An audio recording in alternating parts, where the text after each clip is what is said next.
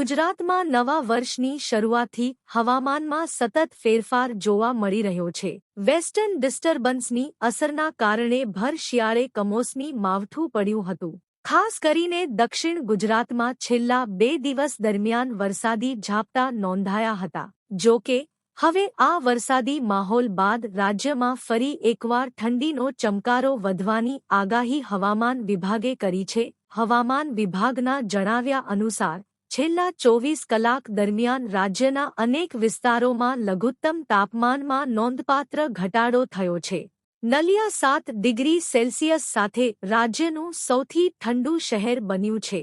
રાજકોટમાં 9.4 નોંધાયું હતું, જેના કારણે વહેલી સવારે અને મોડી રાત્રે લોકો કડકડતી ઠંડીનો અનુભવ કરી રહ્યા છે। રાજ્યમાં તાપમાન ઘટતા ઠંડી વધી। હવામાન વિભાગે જણાવ્યું છે કે છેલ્લા 24 કલાક દરમિયાન ગુજરાત, સૌરાષ્ટ્ર, કચ્છ તેમજ દીવ, દમણ અને દાદરા નગર હવેલીમાં વાતાવરણ શુષ્ક રહ્યું છે, પરંતુ તાપમાન ઘટતા ઠંડીનું જોર વધ્યું છે।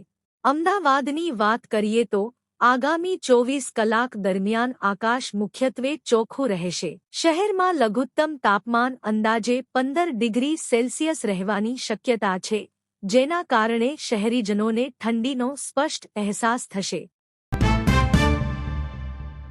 9 જાન્યુઆરી સુધી વરસાદની કોઈ સંભાવના નહીં। હવામાન વિભાગની આગામી 7 દિવસની આગાહી મુજબ આગામી 1 દિવસ દરમિયાન લઘુત્તમ તાપમાનમાં ખાસ કોઈ મોટો ફેરફાર નહીં થાય।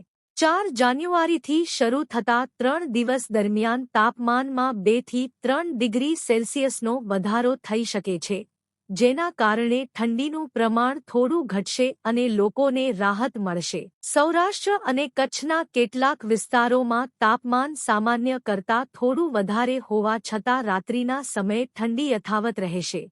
પવનની દિશામાં ફેરફાર થવાથી તાપમાનમાં આગળ પણ ઉતાર-ચઢાવ જોવા મળી શકે છે।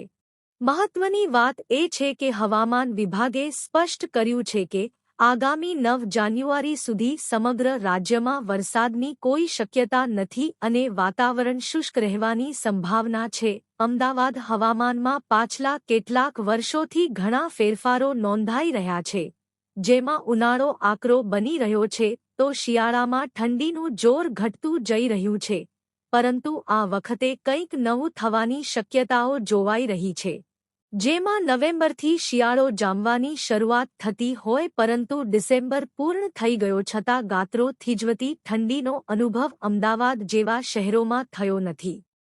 આવામાં અંબાલાલ પટેલે આગામી સમયમાં સ્થિતિ કેટલી બદલાઈ શકે છે તે અંગે કેટલીક શક્યતાઓ વ્યક્ત કરી છે, જેમાં તેમણે ફેબ્રુઆરીમાં આવનારા વેસ્ટર્ન ડિસ્ટર્બન્સની અસર ગુજરાત પર થવાની શક્યતાઓ વ્યક્ત કરી છે। એટલે કે ફેબ્રુઆરી માસમાં પણ રાજ્યના કેટલાક ભાગોમાં ઠંડીને વેગ મળવાની શક્યતાઓ જોવાઈ રહી છે। ગુજરાતમાં શિયાળા દરમિયાન ઉત્તર ગુજરાત અને સૌરાષ્ટ્રના ભાગોમાં ઠંડીનું પ્રમાણ વધુ રહેતું હોય છે। આ સિવાય અમદાવાદ અને ગાંધીનગર જેવા શહેરોમાં પણ લઘુત્તમ તાપમાનનો પારો ડિસેમ્બરમાં 11 થી 12 ડિગ્રીની આસપાસ પહોંચી જતો હતો।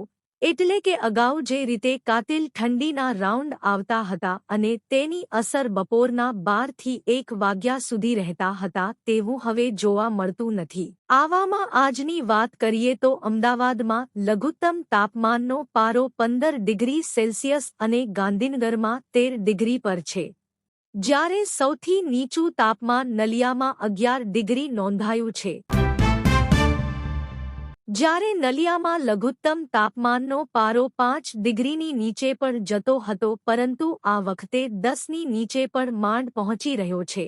અંબાલાલ પટેલે 2026માં રાજ્યનું હવામાન કેવું રહી શકે છે તે અંગે કેટલીક સંભાવનાઓ વ્યક્ત કરી છે। તેમાં તેમણે કહ્યું છે કે ઉત્તર ભારતના પર્વતીય પ્રદેશોમાં હિમવર્ષાના કારણે જાન્યુઆરીમાં ઠંડીને વેગ મળવાની શક્યતાઓ છે। આ સાથે તેમણે ફેબ્રુઆરીમાં પણ ઠંડીનો ચમકારો અનુભવાશે તેવી સંભાવનાઓ વ્યક્ત કરી છે, જે અંગે અંબાલાલ પટેલ જણાવે છે કે ફેબ્રુઆરીમાં ઉત્તર ગુજરાતના બનાસકાંઠા, સાબરકાંઠા, મહેસાણા સહિત પંચમહાલ અને સૌરાષ્ટ્રના ભાગોમાં ઠંડીનું પ્રમાણ વધશે।